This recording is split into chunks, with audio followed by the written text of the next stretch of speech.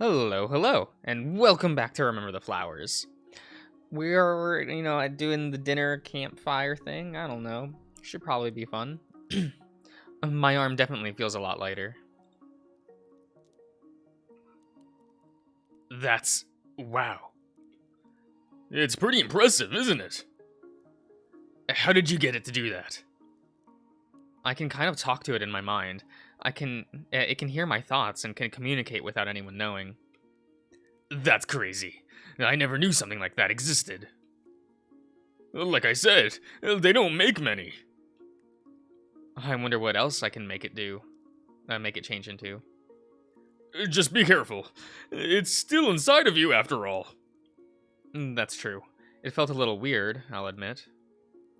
I could feel it sucking out some of the metal underneath the skin while it changed shape. Wait, groggy? Groggy? What is this word? Groggy? Groggy? I don't know. Okay. Oh, through telepathy, huh? Yeah, pretty much. That actually gives me an idea. Sorry to get off topic, Silver, but I had something I wanted to tell you while we were training. Oh, what is it? It's hard, but I try to explain to both of them about my weird ability. I leave out the part about me feeling dizzy and fatigued so Aaron doesn't worry. Interesting. That explains why your heart was acting up before. Yep. While you're gone, I'm going to try and practice with it.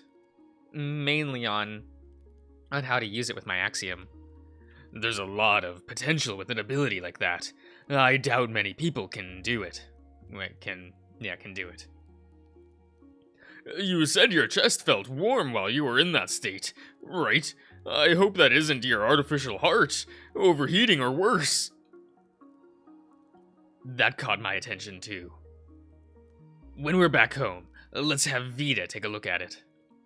I hope it's not too confusing for them. I could definitely use some maintenance, though. It's been a while. I could slice you open, and so we could take a peek at it. Thanks, but I don't trust you to put me back together. Fair enough. Arn coughs. Sorry to interrupt, but I wanted to ask you something, Cyrus. Yeah, what's up? I hope it isn't rude to ask. What's gotten you so fired up lately? Don't get me wrong. I'm happy that you're feeling passionate, but I guess I'm just surprised. I didn't peg you for a fighter. I don't really know how to explain it. I mean, I never really thought about fighting until recently. I think back at my times at university with Diana. Yeah, Diana and Damien. I don't think I've told you, but I didn't want to become a doctor when I got into grad school. My folks were the ones who pushed me towards it. I hated blood and gore. Looking at the diagrams and pictures in the textbooks was more than enough for me to make me feel ill. Then, I'm stumped. I guess even now I shouldn't expect to remember everything super clearly. It was centuries ago, after all. I'm sorry. I'm not sure where I was going with this. I think I just learned what I wanted to help people. I don't know. Hey, there's nothing wrong with that. Don't push yourself. Aaron places a comforting paw on my shoulder. Thanks, Aaron. I really don't know why I'm this amped up, though. You could just be fighting for survival. We do it all the time. Maybe. Sometimes I wish I wasn't so forgetful. I stare down at my reflection mirrored against Kai's new appearance. My brow is furrowed. I want to fight, but what do I want to fight for? Obviously for my new friends, but I know there's something more to it than that. This is going to bug me for a while. I can feel it. It isn't until Silver clapped his paws that I snap my attention back to the conversation at hand. You've got plenty of time to do some soul searching. But speaking of time, I should probably get going. What, already? Yeah, I got a message about that potential new base they're investigating. It's looking like there's something to it. I guess it was only a matter of time before they started looking for opportunities, all the way out here. What are you going to do? I'm going to be as annoying as I possibly can. Huh. Then I guess I have nothing to worry about. Just be careful, alright? If worse comes to worse, text me. We can try to come help. I appreciate it, but what kind of assassin call us for backup? The kind that has friends, that's what. Silver blinks before he smiles. Hope you find what you're looking for, Cyrus. Be sure to show me what's in the time capsule when you're back home. You got it. Do your best. I always do. Good luck out there, Silver. Silver nods and then gets up from the log, putting his hoodie back on.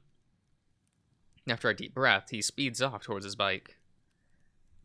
He must have been taking it easy on me earlier. The level of agility is insane. It isn't long until we hear the roar of his bike echo through the empty forest, only to slowly fade into the distance. It's just the two of us again, and I'm very aware about that. Did you get enough to eat, Cyrus? Absolutely. It was delicious, as always. Aw, you flatter me. Nothing like a good campfire meal. You said it. Here, I'll clean up. You don't have to do that. I know, but I want to. No buts. Guess I can't argue with you, though there's not much to clean up. Arn passes me the lid that goes over the pot he cooked the stew in. If you can just take it off the fire and then pack it up, that'd be great. You got it, boss. Arn chuckles while I start cleaning everything up. Thankfully, it really isn't that much. I grab all the bowls we used and then rinse them out with water the best I can. Are you nervous about tomorrow? It's been a while since you were last home, right? That's putting it lightly. I stack all the dishes before putting them away in a nearby crate. The last time I saw my parents was before the fall was announced. At the time, Current kept me at the facility to make sure I stayed sanitary. I suppose I was supposed to fly home at some point to catch up with them. Obviously, that didn't happen. Well, I'm sorry. I shouldn't have brought it up. Don't be. I want to talk about them. I'm trying to be as open as I can about everything that's happened, you know.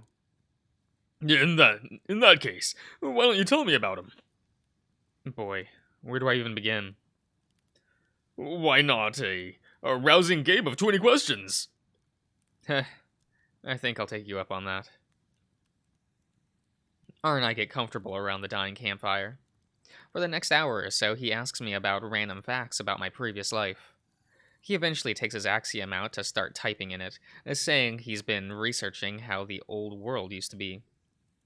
Arn is quite attentive throughout my many ramblings.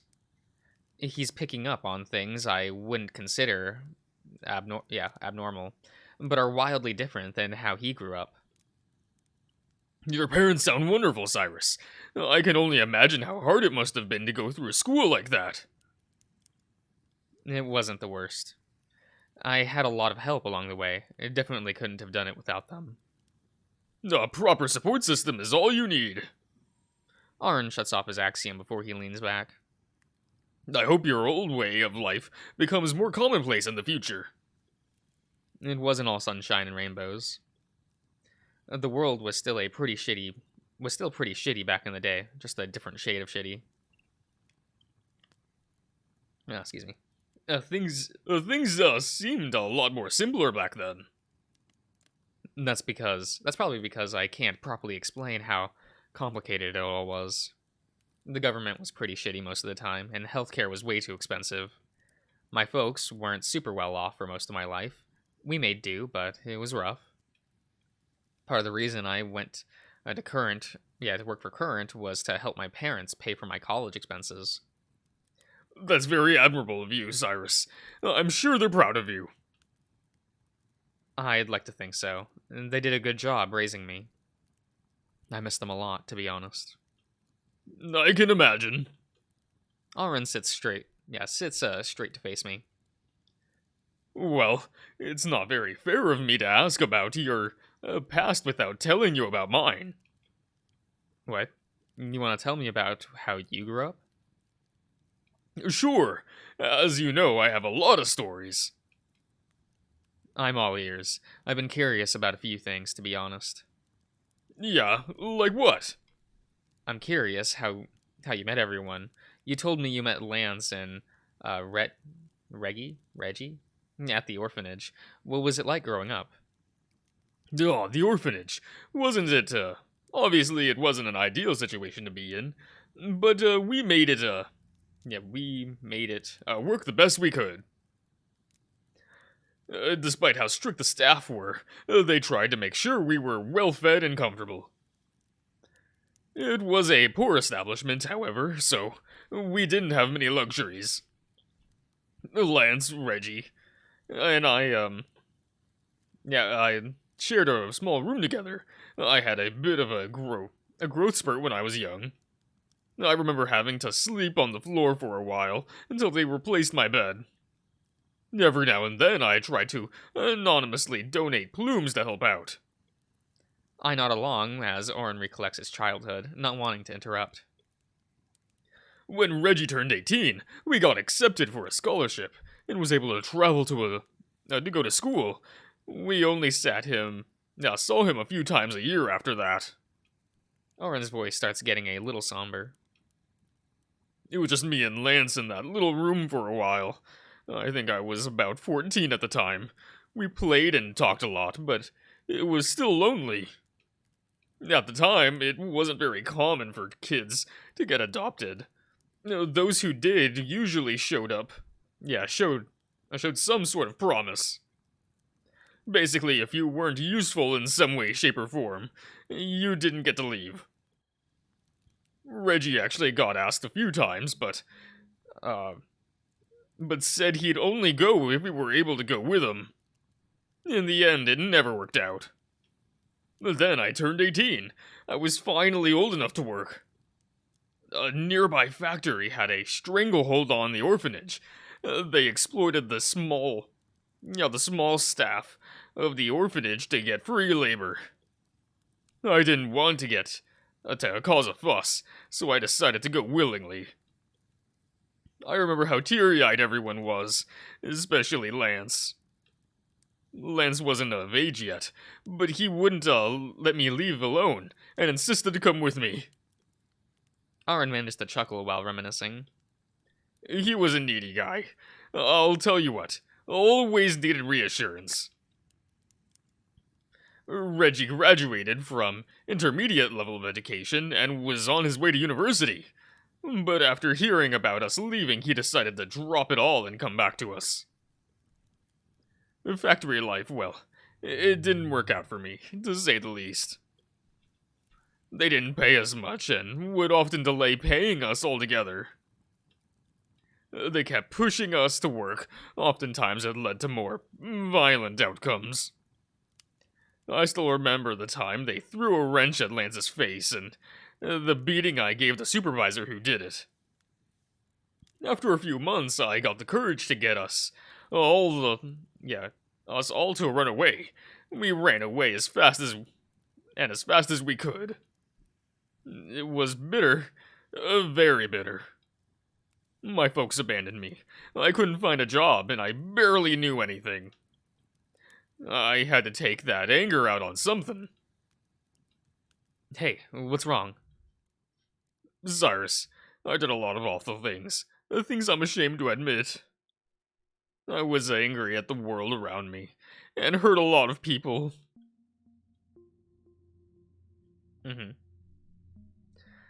At first, I made it a point to not attack anyone for no reason, so we only targeted rival gangs. The honor code didn't last long, though.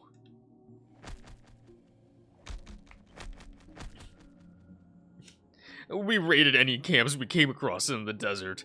There was a lot of bloodshed. Even now, I can clearly hear the sounds of a bat smacking against a sleeping man's skull. It was efficient and easy. It felt good to get all of my anger out on somebody, anybody. We worked as a team for a while, but I knew deep down I just wanted to raise hell. Eventually, our small band of 3 grew bigger and bigger. We'd take in people over time that suited our interest, eventually becoming a respectable desert gang.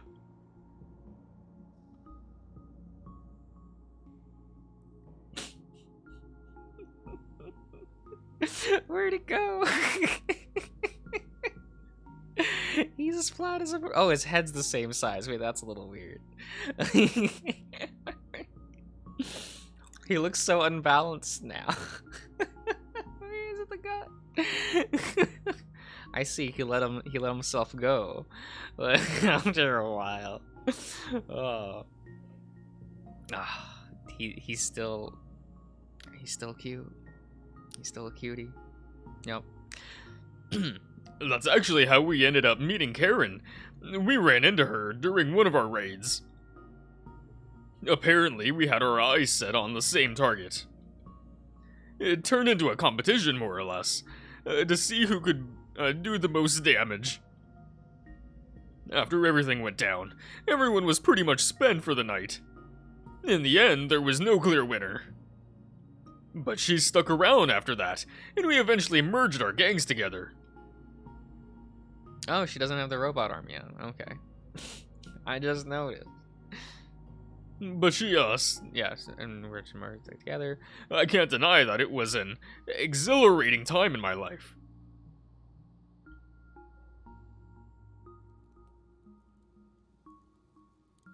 Auron sighs louder than I've ever heard.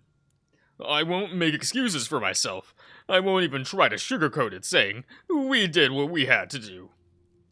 We were a band of thieves who did what we wanted, when we wanted. I'm ashamed to admit it, but that's what we were. Sorry, I prattled on for a while, didn't I? It was eating at me. I wanted you to know who I really am. He's shaking again. Just like when we were with Vita when I got my memories back. It takes me a moment to say anything. It is a lot of information to take in all at once. I don't want to disregard anything he's told me, though. So, what changed? What do you mean? You've been the nicest person I've ever seen. I've met since I got to Current. Something must have happened to you for you to end up like this. Life dealt you a bad hand. I think you have the right to be angry about it. Granted, some things you told me were not good. I put a reassuring hand on his shoulder. He flinches. Do you feel bad about what you've done?